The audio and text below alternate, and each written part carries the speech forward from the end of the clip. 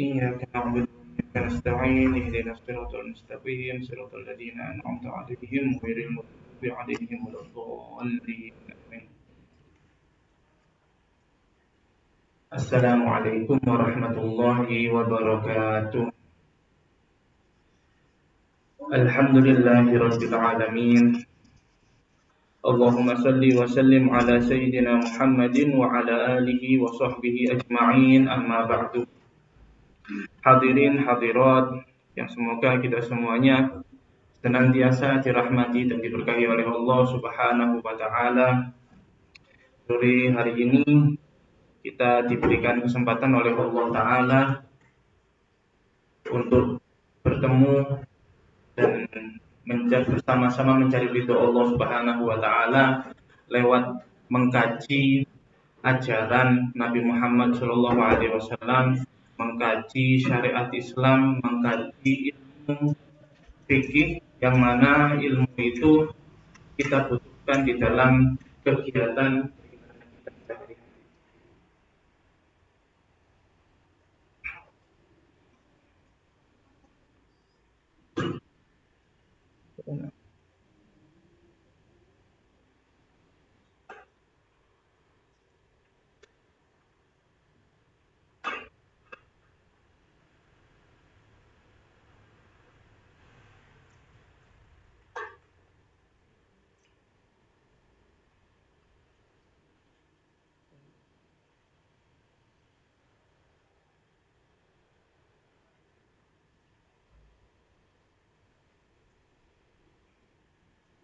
Melanjutkan di dalam kajian kitab Ar-Risalah Al-Jami'ah karya As-Sayyid Ahmad bin Zain Al-Habsyi, sampai kita kepada bagian faslun fi nawaqidil wudu. Pasal di dalam menjelaskan hal-hal yang membatalkan wudu.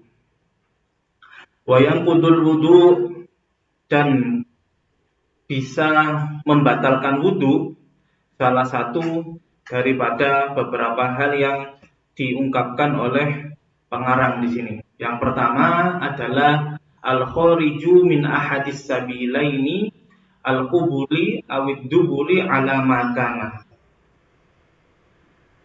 Sesuatu yang keluar dari salah satu dua jalan. Apa itu salah satu dua jalan? Kubul dan dubul. Baik itu alat keluar yang bagian depan maupun alat keluar yang bagian belakang. Ala makana, maksudnya ala makana di sini adalah dalam bentuk apa saja. Kalau kita melihat di dalam penjelasannya, beliau mengatakan annal awal min nawaqidil wudu. Yang pertama, hal yang membatalkan wudu itu adalah al-khariju yaqinan. Sesuatu yang keluar dengan yakin. Jadi bukan mamang, bukan ragu-ragu. Nanti kita akan tunjukkan hadisnya. Mengapa kok di sini beliau mengatakan ada yakinan, keluar secara yakin. Jadi yakin keluar, bukan hanya sekedar kerasa keluar atau terbayang bahwasannya ada sesuatu yang keluar dari kubulnya maupun kubulnya, tapi harus yakin bahwasannya ada sesuatu yang keluar dari salah satu kedua jalan. Kalau di sini dikatakan kubulil hayyi au duburihi, kubulnya orang yang masih hidup atau duburnya orang yang masih hidup. Kenapa kok ada al-hayyi di sini? Penjelasan al-hayyi seorang yang masih hidup. Karena kalau misalnya ada mayit, ya, ada jenazah. Setelah jenazah ini dimandikan, kemudian diwudui, kemudian si jenazah tadi mengeluarkan sesuatu dari kubul maupun duburnya, tidak perlu wudunya itu diulang kembali. Ya, karena apa? Karena si mayit ini tidak batal wudunya dengan sesuatu yang keluar dari kubul maupun duburnya. Jadi sesuatu yang keluar dari kubul maupun dubur tersebut membatalkan wudu itu berlaku untuk orang yang masih hidup. Ya. berlaku untuk seorang yang masih. Makanya di sini di dalam kitab fikih diterangkan bahwasanya yang mengeluarkan itu adalah orang hidup. Kalau sudah jenazah, dia habis diwudui, kemudian dia keluar sesuatu dari tubuh maupun tubuhnya, itu tidak perlu diwudui kembali. Sawa'un kana al-khariju mu'tadan, baik yang keluar itu yang biasa keluar dari jalan tersebut, kabaulin wa ghaidin. Maaf, seperti air kencing atau seperti kotoran. Warihin, dan seperti angin. Ya, baik itu yang keluar bentuknya padat, cair maupun angin. Pokoknya kalau keluar dari kubul maupun dubur, maka itu membatalkan wudhu. Au ghairu mu'tadin, atau yang tidak biasa keluar dari jalan tersebut. Misalnya apa? Kadudin. Misalnya adalah cacing. Ada cacing keluar dari duburnya seseorang. Ya, orang ini pastinya cacingan. Ya, di dalam perutnya banyak cacingnya. Kemudian setelah itu dia mengeluarkan cacing, atau cacingnya itu keluar enak-enak dia sholat, misalnya habis wudhu kemudian nunggu sholat, kerasa di mantapnya itu ada sesuatu yang keluar, baik keluar itu kembali lagi ke dalam maupun keluar jelas keluar sudah lepas, nah itu sama saja tetap membatalkan wudhu. Seperti cacing, wadamin, dan seperti darah keluar dari kubul maupun dubur, itu juga membatalkan wudhu. Wahasotin, dan kerikil. Kalau misalnya ada kerikil dikeluarkan oleh seseorang lewat tubuhnya dan dia dalam keadaan punya wudhu, maka wudhunya itu batal. Jadi apapun bentuknya yang keluar dari kubul maupun dubur, maka itu membatalkan wudhu. Pastinya keluarnya itu ya karena suatu sebab, seperti darah itu keluar dari kubul kan tidak sembarang keluar, tapi itu ada sebabnya. Seperti itu. Itu adalah hal yang pertama yang membatalkan wudhu, yang keluar dari kubul maupun dubur. Kemudian beliau melanjutkan wayang kudul wudhu aidon, dan juga membatalkan wudhu zawalul akli, hilangnya akal. Hilangnya akal ini binaumin, baik itu dengan tidur, hilang akalnya dengan tidur, tidak sadar. Maksudnya hilang akal itu adalah tidak sadar. Tidak sadarnya itu kenapa? Tidak sadarnya itu bisa karena tidur. Seseorang tidur maka batal wudhunya.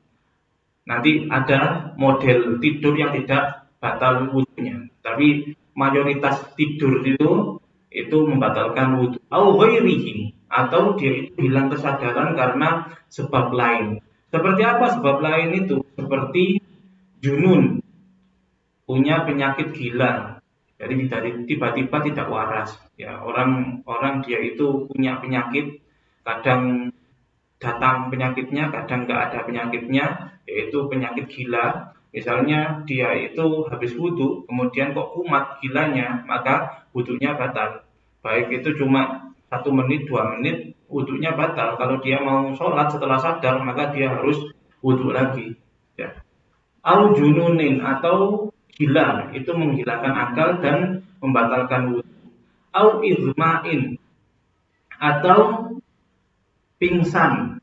Ya, pingsan itu juga menghilangkan akal dan membatalkan wudhu. Au sor'in, atau kesurupan. Ya, kesurupan itu juga membatalkan wudhu. Au sukrin, atau mabuk. Seseorang hilang akalnya karena mabuk, maka dia wudhunya otomatis batal juga. Au nahwi dzalika, atau hal-hal yang semacam itu. Seseorang yang hilang akalnya, maka dia batal wudhunya. Illa nauma mumakkinin maq'adatahu minal ardh, kecuali tidurnya orang yang duduknya itu mantep di atas tempat duduk. Ya, duduknya itu mantep di atas tempat duduk. Sekiranya kalau misalnya ketika dia tidur itu ada angin yang ingin keluar, itu nggak ada celah untuk keluar. Ya, jadi duduknya itu mantap antara lubang-lubang yang ada di sekitaran pantat itu tidak ada yang terbuka. Jadi tidak ada istilahnya tidak ada potensi ada angin yang akan keluar seperti itu. Kemudian beliau di sini menjelaskan tamkin itu apa? Yang dimaksud duduk mantep itu apa? Allah yakuna bainal maq'adah wal maqor tajafin. Tidak ada jarak atau tidak ada selang antara pantatnya dan tempat duduknya itu tidak ada selang, tidak ada jarak. Lakin yushtaratu fi adami naqdil wudu binaumil mumakkin maq'adatahu min maqarrihi salatah syuhur. Tapi tidurnya orang yang duduk tadi itu tidak membatalkan dengan 3 syarat. Yang pertama adalah ayyastaqidzo 'alal halatil lati nama 'alaiha. Dia itu bangun dan posisinya masih tetap seperti itu. Maksudnya dia tidur dalam keadaan duduk dan bangun dalam keadaan masih duduk. Nanti seseorang tidur dalam keadaan duduk pertamanya, kemudian dia bangun sudah sudah keblak. Nah, itu kalau dia sudah keblak, maka ya batal otomatis wudhunya. Ayyakuna mu'tadilal khilqah. Kemudian si orang yang tidur sambil duduk tadi badannya pas, proporsional, tidak terlalu gemuk dan tidak terlalu kurus. Kalau terlalu gemuk, mau di mampet seperti apapun tetap ada celah. Jadi sekiranya angin itu masih bisa keluar. Terlalu kurus juga seperti itu, nggak ada yang bisa mampet lubang anginnya, sehingga tetap ngowos seperti itu.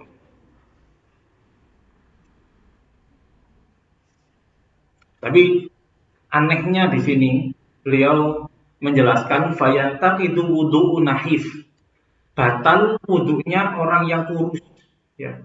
Tapi tidak disebutkan orang yang gemuk, tidak disebutkan orang yang gemuk.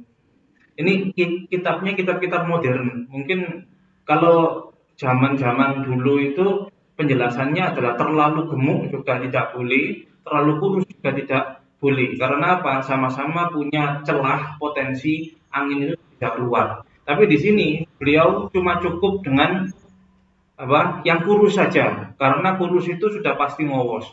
Tapi kalau gemuk itu mungkin lebih rapat gitu maksudnya.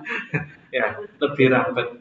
Ya ini beliau ngomong seperti ini, fayalta gitu wudu nahifin, batal wudunya orang yang terlalu kurus, la yahissu bi khurujil kharij, yang dia saking kurusnya kalau misalnya ada angin yang keluar dari duburnya enggak merasa. Tidak merasa, ya.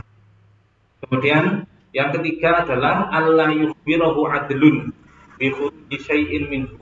Maksudnya adalah tidak ada yang memberitahu dia bahwasanya dia ketika duduk sambil tidur tadi kentut. Ya, ketika dia sadar misalnya, kemudian ada temannya memberitahu dia, kamu tidur memang sambil duduk. Secara konstitusi fikih itu tidak membatalkan wudhu. Tapi sayangnya kamu tadi meskipun duduk tapi sambil kentut, itu maksudnya. Ya, jadi itu tetap batal wudhunya. Jadi 3 syarat ini orang yang duduk sambil tidur itu tidak batal wudhunya. Kalau punya wudhu maksudnya sudah wudhu kemudian dia duduk kemudian ketiduran dalam duduknya itu, tidak batal wudhunya selama 3 hal ini ada. Yang pertama dia sadar dan posisinya tetap duduk. Yang kedua badannya itu pas. Kemudian yang ketiga tidak diberitahu orang kalau dia tadinya itu ketika tidur ngantuk. Seperti itu. Jadi intinya di sini orang yang hilang akalnya atau dia itu tidak sadar dengan sebab apa saja itu batal wudhunya. Kecuali orang yang tidur dalam keadaan duduk dan duduknya itu mantep pas, sekiranya tidak ada celah potensi angin keluar dari tubuhnya. Seperti itu. Kemudian biasanya disebutkan antara perbedaan antara orang yang tidur dengan orang yang cuma ngantuk. Ya, nah, kalau orang yang tidur itu dia tidak mendengar apa yang ada di sekelilingnya, itu sudah tidur lelap itu. Kalau ngantuk, dia tetap dengar apa yang ada di sekelilingnya, tapi dia agak-agak gitu maksudnya. Itu namanya ngantuk. Ya. Ngantuk itu tidak masalah. Ya, sama sekali tidak membatalkan wudhu itu maksudnya. Kalau ngantuk, sekiranya dia masih dengar apa yang ada di sekitarnya itu namanya ngantuk. Tapi kalau tidur, ya, memang kesadarannya hilang seperti itu. Jadi ada bedanya antara tidur dan cuma ngantuk sesuai dengan apa yang dijelaskan oleh para ulama di dalam kitab tafsir. Kemudian hal berikutnya yang membatalkan wudhu itu adalah wayang wudhu mas kubuli auduli adamiyin, menyentuh kubul atau duburnya manusia, minhu au min ghairihi, baik punyanya sendiri atau punyanya orang. Punyanya orang itu maksudnya apa? Punya anak kecil, ya, punya anak kecil masih bayi. Kemudian dia habis wudhu, terus si anak kecil ini tadi buang air dan dia mensucikan apa namanya bekas buang airnya itu sambil nyentuh kubul atau duburnya, otomatis wudhunya dia batal.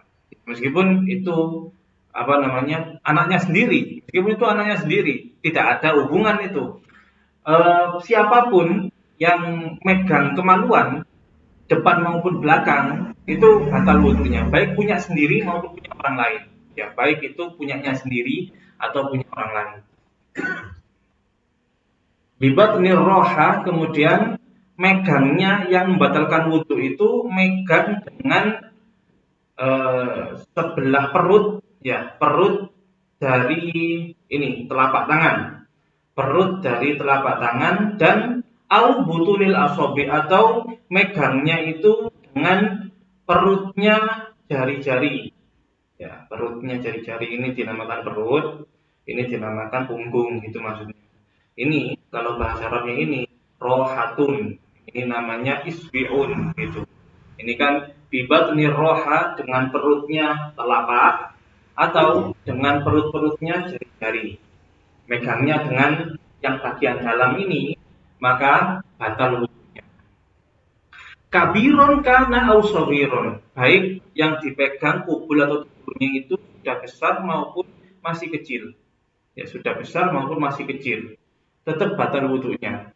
Walau waladahu, meskipun dia adalah anaknya. Ya, meskipun dia yang dipegang kemaluannya itu adalah anaknya. Walau maitan, meskipun yang dipegang itu adalah sudah meninggal. Ya, megang punyanya mayit, ya, sudah meninggal. Si mayit ya sudah meninggal gitu maksudnya. Dipegang, maka wudhunya yang masih hidup ini itu, nah, ini lengkap sekali ini. Apa namanya? Kalau istilahnya itu poin. Jadi penjelasan rinci-rinciannya itu dijelaskan secara lengkap di sini. Kecil maupun besar. Meskipun dia adalah anaknya, meskipun yang dipegang itu sudah meninggal, tetap yang namanya menyentuh kemaluan sebelah depan maupun belakang itu membatalkan. Yang sebelah mana sih yang membatalkan wudhu itu? Kalau misalnya kepunyaan laki-laki, ya keseluruhannya itu, ya keseluruhannya itu. Tapi yang kantong telurnya itu tidak termasuk yang membatalkan wudhu. Jadi cuma batangnya dan kepalanya itu saja yang membatalkan wudhu, tapi kantungnya tidak membatalkan wudhu. Kalau punya perempuan itu adalah bibir itunya, itu juga Itu kalau nyentuh yang sebelah situ itu membatalkan wudhu. Kalau bisa misalnya menyentuh yang sebelah-sebelahnya itu tidak membatalkan wudhu. Kalau bagian dubur bagaimana? Bagian dubur itu yang batal kalau kita menyentuhnya itu yaitu tepat lubangnya. Ya, tepat lubangnya, bukan bokongnya ya. Bukan bokongnya, tapi tepat lubangnya yang sebelah dalam itu. Itu kan kalau sudah kesentuh yang sebelah situ kan ya sudah niat nyentuh memang. Kalau gak niat kan nggak mungkin sampai masuk kan. Nah, seperti itu.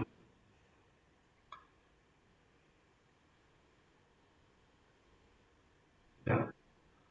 Eh, yang dinamakan bagian perut itu yang mana? Bagian perut dari telapak maupun dari jari itu yang mana? Ketika kita tempelkan tangan kita, ya, sambil kita tekan sedikit, nah, yang tidak kelihatan inilah yang disebut dengan bagian perut. Ya. Yang tidak kelihatan itulah yang disebut bagian perut.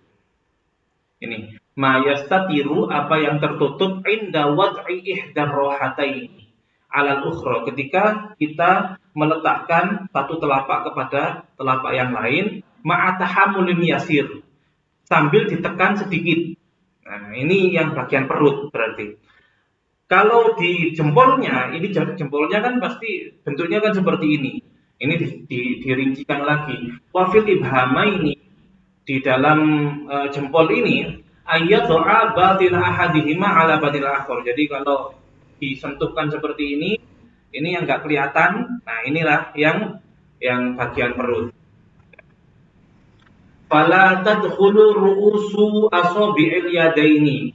Maka tidak masuk bagian-bagian kepala dari jari-jari. Ini kan nggak masuk, ini kan masih kelihatan. Bagian kepala ini kan masih kelihatan. Maka ini kalau yang sebelah sini yang nyentuh bagian kemaluan tidak batal. Yang batal itu yang ketutup ini, ya. Wama bainaha dan apa yang ada di sela-selanya. Wa hurufuha dan juga pinggiran-pinggirannya ini tidak masuk. Jadi kalau misalnya megang kemaluannya dengan pinggiran-pinggirannya ini tidak batal karena tidak termasuk perut dari tangan dari telapak tangan maupun perut dari jari-jari tangan. Wahamsul kaf dan pinggirannya ini telapak ini juga tidak masuk. Ai annal wudu'a la yantaqidu bimasjid zakar biha. Wudhu tidak batal kalau kita menyentuh kemaluan itu dengan bagian yang tidak ketutup ini. Seperti itu. Yang saya terangkan tadi, bagian wal murad bil kubul fir rajul yang dimaksud dengan kubulnya laki-laki itu adalah keseluruhan dari kemaluannya. Dunal qosiyata ini tidak termasuk kantung telurnya itu. Wasya'ril anah dan juga rambut-rambut di bagian kemaluan itu tidak termasuk.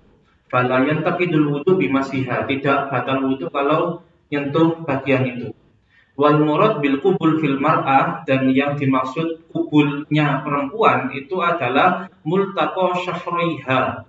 Jadi ketemunya bibir, ya, bagian ketemunya bibir ini. Wa huma harfal farji. Wal muradu bid dubur multaqal manfat. Yang dimaksud dengan dubur itu adalah bagian lubangnya yang ketutup buka tutup ini. Nah, itu kalau nyentuh yang bagian itu yang membatalkan wudu, bukan bagian yang lain. Wa kharaja bil adami al bahimah. Kalau nyentuh kemaluannya hewan tidak membatalkan wudu. Sudah. Jadi batalnya wudhu menyentuh kemaluan depan maupun belakang itu ya pakai yang bagian dalam ini. Dan itu khusus berlaku kepada manusia. Manusianya itu siapa saja, baik laki-laki, perempuan, dewasa, masih kecil, bahkan anaknya sendiri, bahkan kalau sudah meninggal itu batal. wudhu dengan menyentuh kemaluan tersebut. Selanjutnya yang membatalkan wudhu adalah wayang kudu iltiqa'u basyaratai rajulin wa imra'atin kabiraini ajnabiyaini bila haid. Membatalkan wudhu bertemunya dua kulit, laki-laki dan perempuan. Yang keduanya sudah sama-sama besar dan keduanya asing, bukan mahram. Asing bukan mahram. Nanti saya baca di sini apa itu kategori besar itu maksudnya apa. Bila hail, tanpa adanya penghalang. Jadi langsung kulit ketemu sama kulit itu betul membatalkan wudhu laki-laki dan perempuan. Illa zufuran au sya'ron. Kalau menyentuh kulit, sentuhan kulit dengan kuku itu tidak batal wudhunya. Ya. Laki-laki, suami istri misalnya, suami kulitnya nempel ke kukunya istri, gak batal wudhunya. Kuku ya, kuku itu yang sebelah sini ya, gak terus ke sini-sini enggak. Ya cuma sebelah sini saja. Ya. Rambut, menyentuh rambut, suami menyentuh rambut istrinya tidak masalah, tidak batal. Rambut ya, bukan pataknya, ya cuma rambutnya saja. Ausinan, kalau suami menyentuh gigi istrinya tidak batal. Gigi ini. Fala yang kudul wudhu. Makanya kemudian di sini dikatakan bertemunya dua kulit. Jadi yang membatalkan itu adalah kalau kulit ketemu kulit. Kalau kulit ketemu kuku tidak batal, kulit ketemu gigi nggak batal, kulit ketemu rambut nggak batal, seperti itu maksudnya.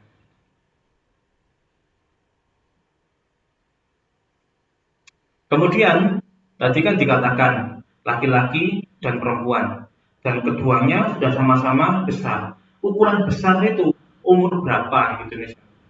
Wahuma man balagha haddan bitahayani fi wajiban 'inda arbab ittiba' as-sunnah.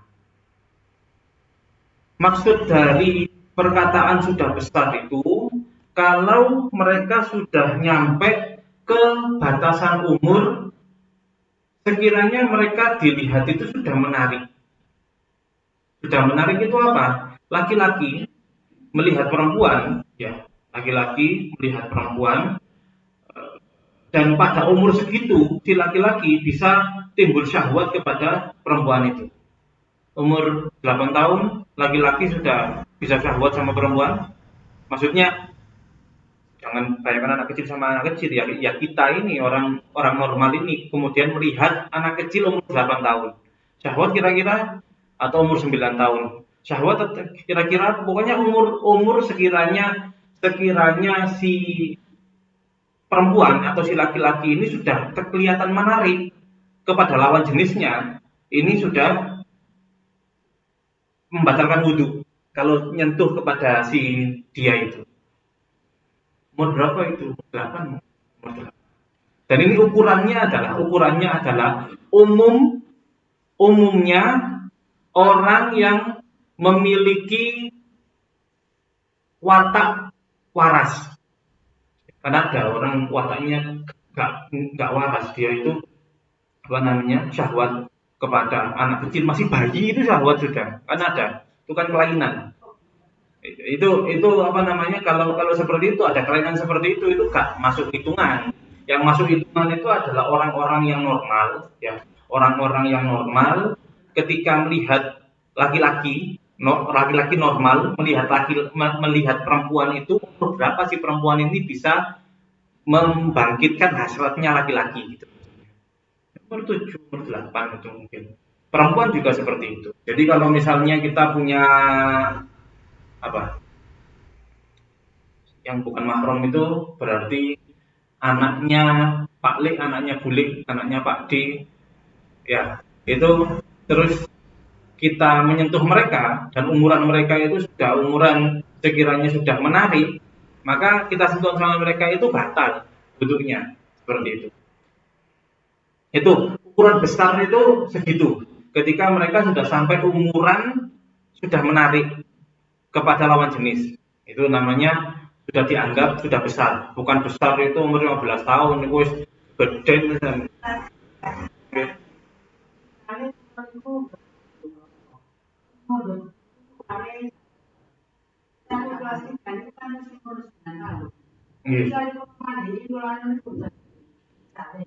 jangan wudhunya batal pasti. Kalau wudhunya seharusnya enggak. Ya, seharusnya enggak, itu sudah orang lain. Soalnya ada ya. Banyak yang seperti itu. Nah, itu kan mungkin apa ya? Sudah dianggap anaknya sendiri, tapi dianggap anaknya sendiri itu sesuai dengan hukum sosial gitu maksudnya, tapi sesuai dengan hukum agama nggak seperti itu. Itu kalau misalnya punya wudhu dan nyentuh umuran segitu ya pasti wudhunya dipastikan batal. Sudah. Kemudian yang disebut dengan asing tadi kan keduanya adalah keduanya sudah sama-sama besar, ya besar. Kemudian mereka itu asing. Asing itu maksudnya apa? Asing itu mereka bukan mahram. Mahram itu ini wa adadul maharim samaniyah asyar. Mahram kita itu ada 18. 7 dari nasab, ya. Mahram dari nasab itu ada 7. Siapa aja itu? Ini untuk laki-laki. Ibunya, anak perempuannya, saudarinya, saudari sekandung atau saudari seayah. Kemudian saudarinya ayah, bule bude, ya, bule bude. Tapi kalau di Arab itu ada ammah dan kholah. Ada bahasa ammah dan kholah. Ammah itu apa? Ammah itu adalah bude atau bule dari jalur ayah. Kholah itu adalah bude atau bule dari jalur ibu. Nah, itu mahram kita. Itu masih mahram kita. Wa bintul ukhti. Anaknya saudara. Anaknya saudari. Saya misalnya punya adik perempuan, kemudian adik perempuan ini punya anak perempuan. Nah, anak perempuannya ini masih mahram saya. Haram saya menikahi dia, dan kalau saya nyentuh dia nggak batal. Untuk saya kan seperti itu. Wa bintul akhi. Atau saya punya saudara laki-laki, kemudian saudara laki-laki ini punya anak perempuan. Nah, anak perempuannya ini masih mahram saya. Haram bagi saya untuk nikahi dia, dan kalau saya nyentuh dia nggak batal. Apa namanya? Ponakan. Ponakan. Seperti itu. Itu kalau misalnya ini untuk perempuan ya bapak, anak laki-laki, kemudian saudaranya, masnya atau adiknya itu masih mahramnya dia. Mahram itu apa sih? Haram dinikah. Mahram itu adalah orang yang haram dinikah. Haram dinikah, kemudian kalau sentuhan sama dia tidak berakibat batalnya wudhu. Kemudian pakliknya dia. Paklik itu maksudnya adalah yang saudaranya bapak atau saudaranya ibu. Jawa kan kabeh karo paklik. Sopo ae karo paklik. Kemudian putranya saudari kita atau putranya saudara kita, itu semuanya mahram. Wa sab'atun mithluha min jihatir rodha. Kemudian 7 lagi dari susuan. Dari susuan. Anak rodho itu apa? Anak rodho itu kita ngambil anaknya orang masih belum genap umurnya, dia ini 2 tahun. Ya, ini syaratnya ya, masih belum genap umurnya si anak ini 2 tahun, kemudian disusui oleh dia sampai puas 5 kali. Sampai puas itu bagaimana? Dia nyusu kemudian setelah itu ketiduran. Itu namanya sudah puas. Dia nyusu kemudian dia lepaskan dan nggak mau nyusu lagi. Itu namanya sudah puas. Itu dianggap 1. Itu diulangi sampai 5 kali. Nyusuinya itu sampai 5 kali. Baru dia jadi anak rodok kita. Kalau sudah jadi anak rodok kita, itu maka dia itu hukumnya ya seperti anak kita sendiri. Ya, hukumnya itu seperti anak kita sendiri, haram misalnya ya dinikahi. Kemudian dia itu kalau nyentuh kita nggak batal. Ya, dia kalau nyentuh kita itu tidak batal.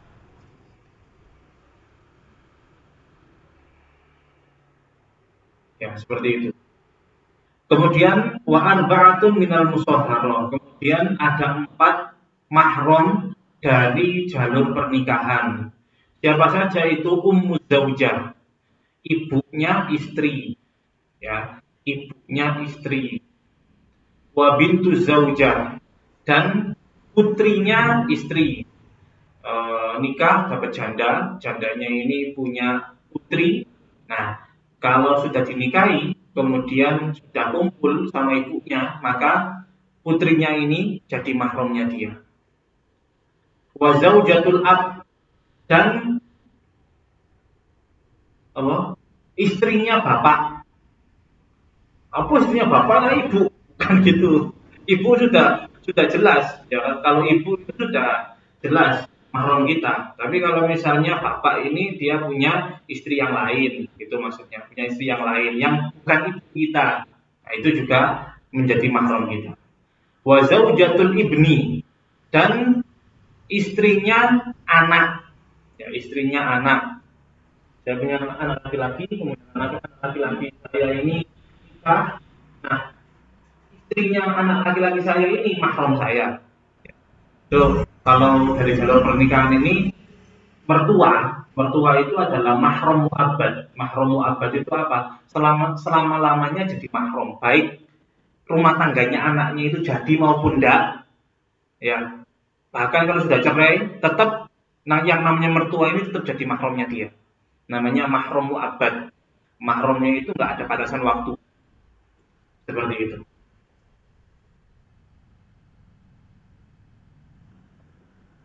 Oh, sudah. Itu adalah hal-hal yang membatalkan wudhu. Kemudian kita beralih kepada hadis-hadis yang menerangkan tentang bab ini. Yang pertama, An Anas bin Malik radhiyallahu anhu, dari sahabat Anas bin Malik radhiyallahu anhu, beliau berkata, karena ashabu Rasulullah sallallahu alaihi wasallam, sahabat-sahabatnya Nabi Muhammad sallallahu alaihi wasallam, ala ahdihi, pada masanya beliau, yantaziruna al-isya, mereka menunggu sholat isya. Jadi kebiasaan Rasulullah sallallahu alaihi wasallam itu kalau melaksanakan sholat isya itu bukan pas awal waktu, tapi nunggu agak-agak mundur. Kalau isyaknya itu mungkin misalnya jam 7, itu beliau sholatnya itu jam 9, jam 10 gitu ya. Tapi tergantung kondisinya para sahabat. Kalau sahabat, sekiranya para sahabat ini mereka lagi semangat, dilihat oleh Nabi Muhammad mereka itu tidak dalam keadaan kelelahan jamaahnya ini, maka sholat isyaknya itu diundur. Kalau misalnya melihat jamaahnya ini kelelahan, maka Rasulullah SAW melaksanakan sholat isya itu di awal waktu. Nah ini, pas kejadian ini, Rasulullah itu mengundur sholat isya. Dan para sahabat mereka menunggu Rasulullah untuk sholat isya berjamaah bersama Rasulullah itu sambil ketiduran. Ya, sambil ketiduran. Terus persis kayak kita, ngenteni kalau laki-laki itu nunggu khotibnya sholat kan tidur dulu. Mereka menunggu Rasulullah sholat isya hatta tahfiqa ru'usuhum. Mereka itu tidurnya sampai kepalanya ini digluk. Ya, sampai kepalanya itu digluk. Kalau seperti ini kan, kalau tegak seperti ini, dia itu tidur, ya tidur. itu masih ada kemungkinan dia ada sadar-sadarnya, punya kesadaran lah, karena dia masih sanggup untuk menopang kepalanya. Tapi kalau sudah seperti ini, nah ini menunjukkan bahwasannya dia itu memang benar-benar tidur, gitu loh maksudnya. Dia benar-benar tidur. Tsumma yusalluna wa la yatawaddaun. Kemudian ketika Rasulullah datang, mereka langsung sholat dan tidak wudhu. Ini menunjukkan bahwasanya orang yang tidur sambil duduk dan duduknya itu mantap meskipun kepalanya itu tengler, itu tidak batal wudhunya. Ketika akan melaksanakan sholat ya sholat saja, tidak perlu untuk wudhu lagi. Hadis dari Sayyidina Anas. Akhrajahu Abu Dawud wa sahahahu Tirmidzi.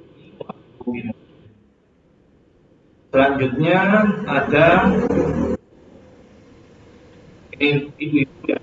Wa an Aisyah radhiyallahu anha, dari istri Nabi Muhammad sallallahu alaihi wasallam, Sayyidah Aisyah radhiyallahu anha, beliau berkata, "Ja'at Fatimah bintu Abi Hubaysh."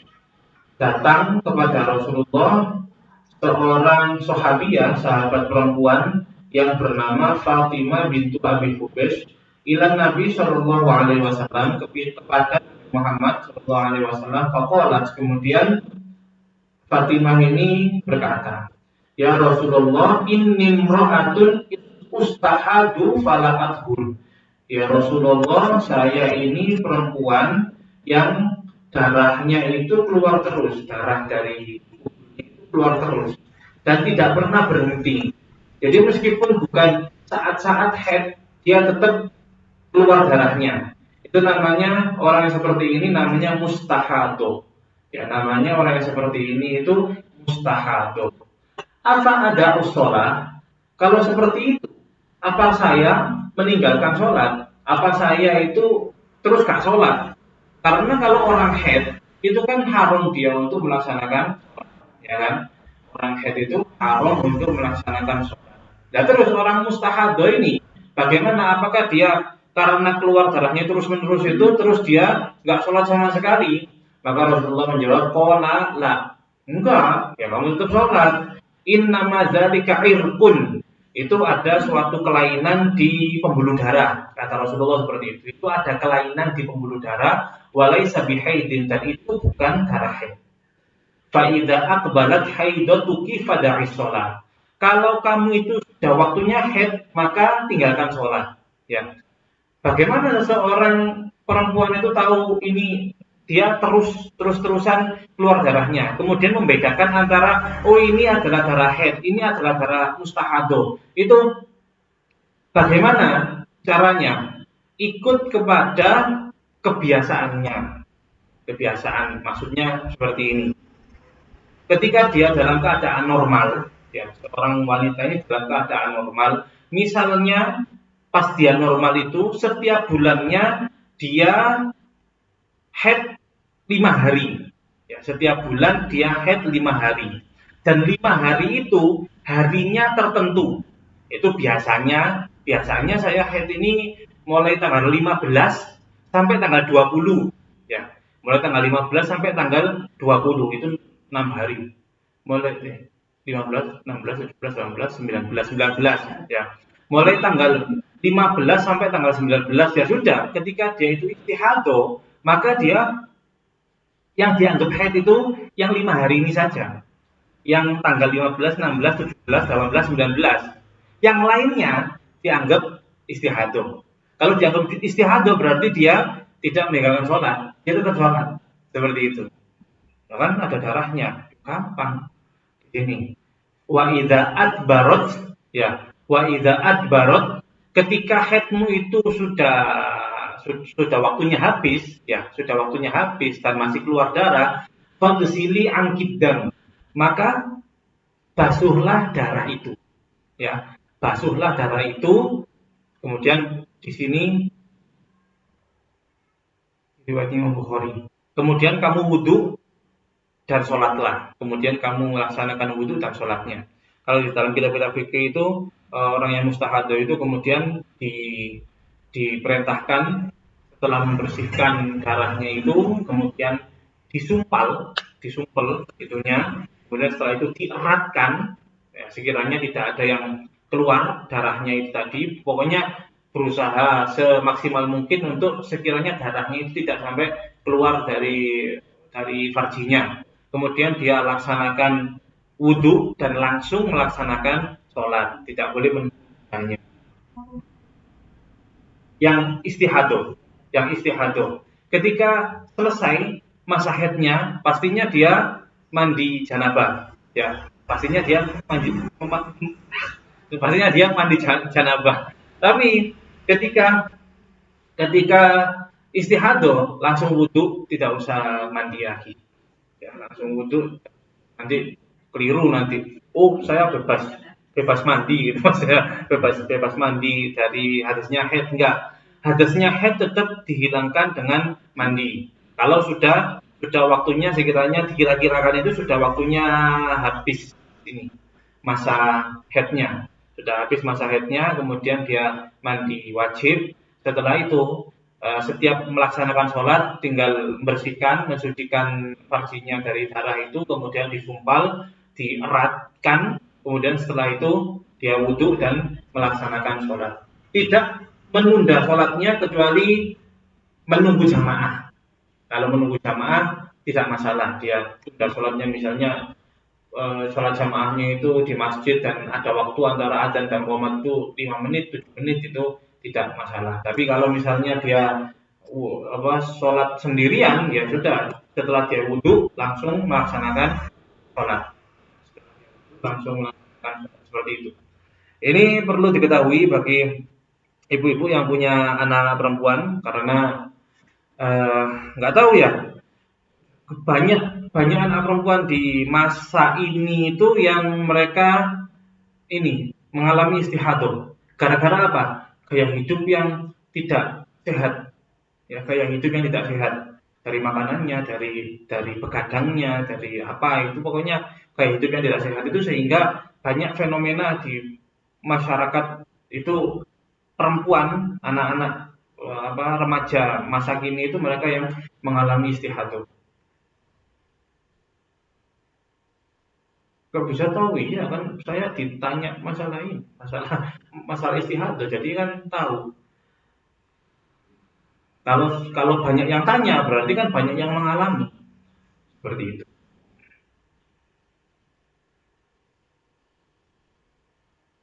Kalau yang nggak tahu, ya kejadian ya, ada remaja perempuan istihadoh, kemudian saya nggak sholat, ya, iya, jelas kejadian.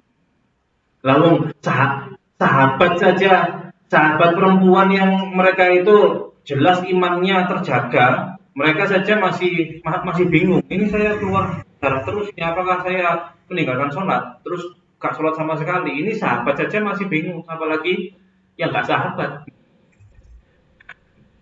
Makanya perlu tahu kalau punya anak perempuan itu perlu tahu.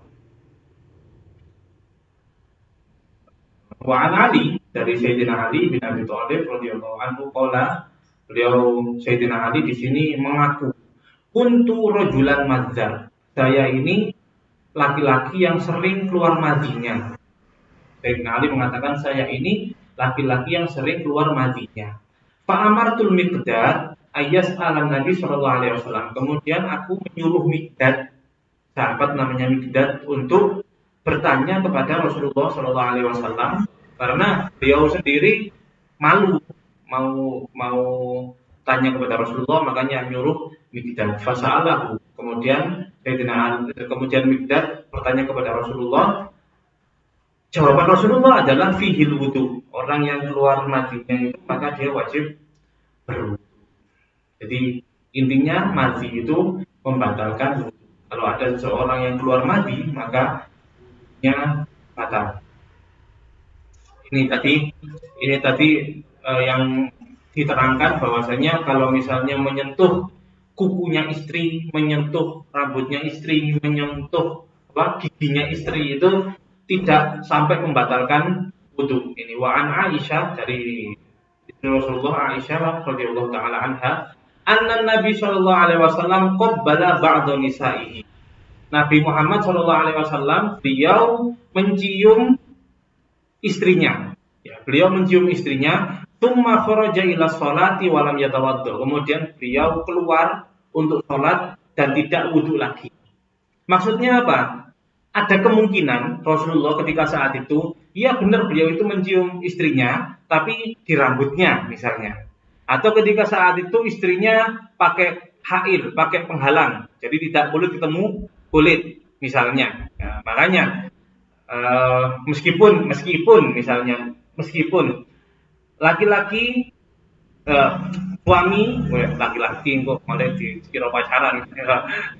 Suami mencium istrinya dan istrinya itu pakai kerudung misalnya, mencium istrinya di kepalanya.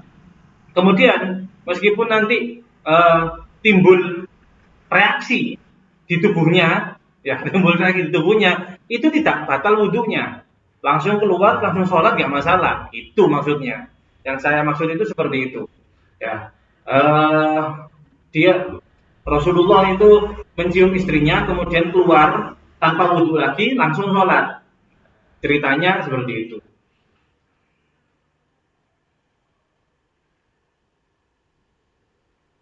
Ini tadi yang dijelaskan oleh pengarang kitabnya tentang harus keluarnya itu secara yakin. Ada hadisnya itu.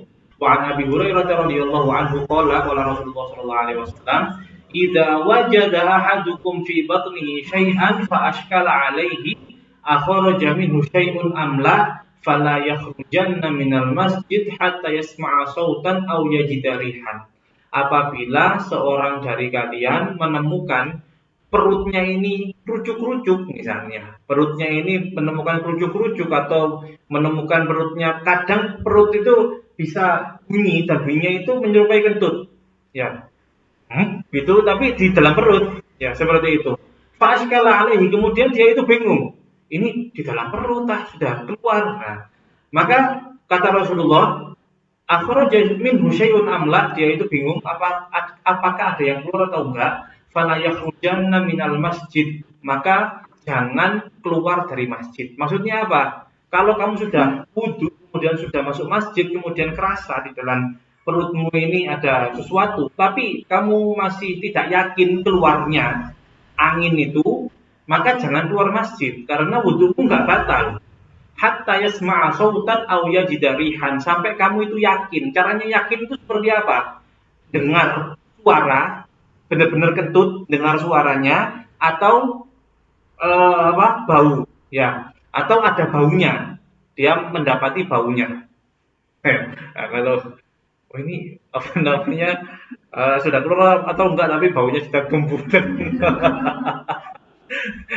Ya, ya suara usah bingung, ya itu sudah keluar, beneran keluar kalau terus.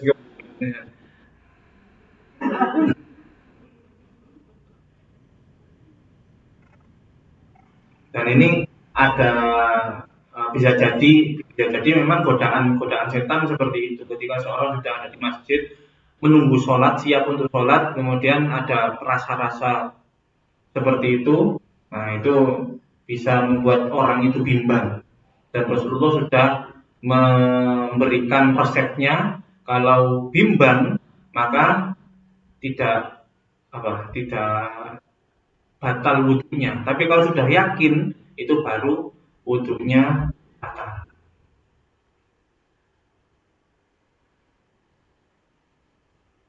Saya waktu SMP itu nemu teman-teman yang mereka, kita mungkin sholat jamaah zuhur atau sholat Jumat gitu di sekolahan di SMP itu. Kemudian teman ini keluar dari masjid, ya, gak pakai sandal, balik ke kamar mandi, wudhu lagi. Kenapa wudhu? Mari rusuh. Ya, habis kotor itu dikira dia orang ngaji, ya. Dikira kotor itu batal wudhunya.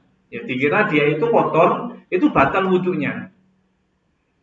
Seperti itu. Padahal yang batalkan wudhu ya cuma itu tadi yang kita kaji pada sore hari ini. Hah? Makan.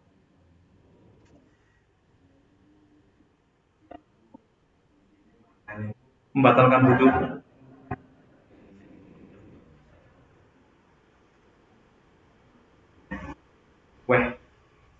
Tak, tak boleh no hadisnya. Saya carikan hadisnya. Oh iya.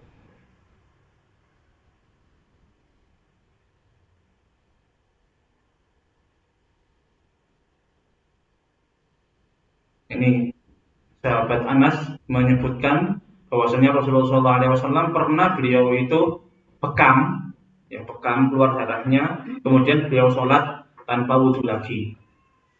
Tuh. Kemudian mana ya? Makan, makan. Ini godaan setan lagi. Ya ya'ti ahadakum syaitan fi sholatihi. Kadang ada setan yang datang ketika kita itu sholat. Ya kadang setan itu datang ketika kita sholat. Fayan fuku fi maq'adatihi. Kemudian dia nyebul-nyebul bagian pantat kita. Ya setan datang kurang penggawean, jadi setan menggaweannya seperti itu ya. Setan datang kemudian nyebul-nyebul pantat. Ini Rasulullah yang cerita ini. Setan datang kemudian nyebul-nyebul pantat. Fayukhayyalu ilaihi annahu ahdatsa wa lam yuhdits, dan dia terbayang-bayang bahwasanya dia itu keluar hadas padahal dia tidak berhadas. Fa idza wajada dzalika falayan sorif, kalau dia menemukan kejadian seperti itu maka jangan bimbang, jangan dia keluar dari sholatnya hatta yasma'a sautan aw yajida rihan, sampai dia dengar memang benar-benar dengar suara atau dia itu mendapati bau.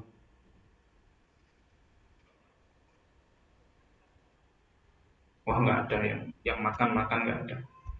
Kalau ini hadis hukum hukum lama, ada hukum lama apa namanya, tapi sudah tidak berlaku. Ada sahabat bertanya, kalau saya makan kambing, saya wudhu nggak? Nggak. Kalau makan onta, wudhu. Nah itu tapi hukum lama. Makan onta kemudian apa namanya batal wudhunya itu hukum lama. Walhasil yang namanya makan itu ya tidak batal wudhunya ya, kecuali kalau makan sambil sambil pegang istrinya ya, ya seperti itu. Gitu. Monggo kalau misalnya ada yang perlu ditanyakan.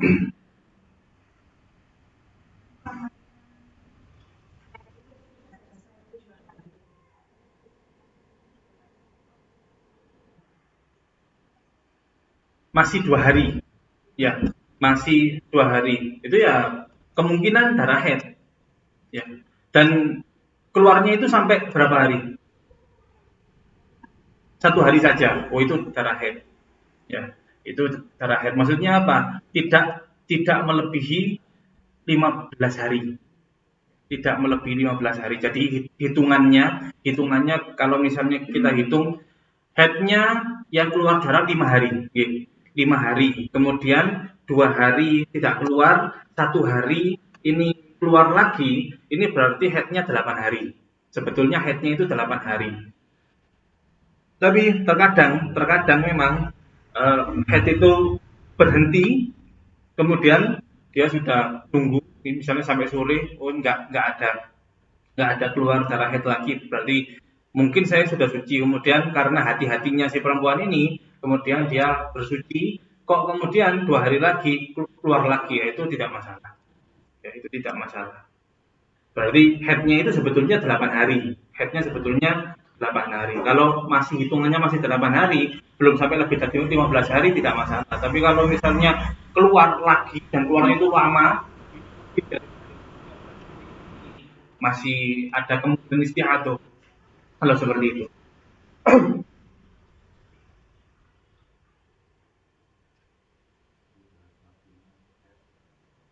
15. Gitu. 15.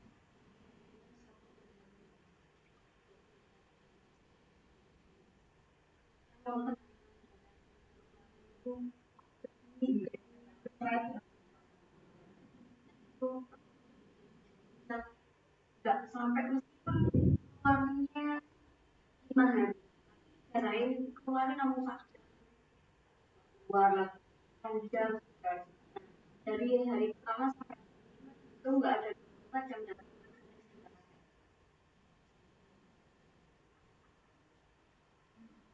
jam. Ya itu yang lebih berpengalaman yang tahu. Saya bukan enggaknya ya saya tidak berpengalaman. Iya, seperti itu. Monggo.